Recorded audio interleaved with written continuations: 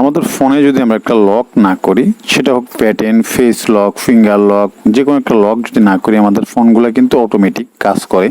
তো হচ্ছে পকেটে রেখে দিলে কিন্তু অটোমেটিক কাজ করতেছে আমার এই ফোনটা। তো আমি একটা লক করব, তো আমি দেখিয়ে দিচ্ছি আপনারা কিভাবে লক করবেন। সেটিংস অপশনে চলে যাবেন। সেটিংস অপশনে চলে যাওয়ার পর এক এক সেটে এক এক রকম থাকতে পারে।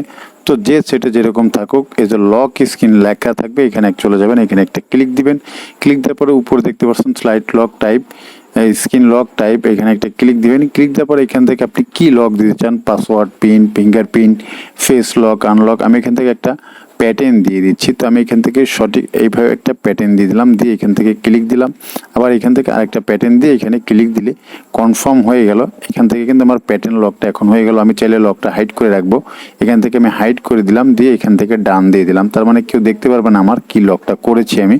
তো এখান থেকে যদি আমি এখন লক করি, এই দেখুন আমি যদি এখন লকটা খুলতে চাই, তো এখানে কিন্তু লকটা শো করতেছে। Thank you so much.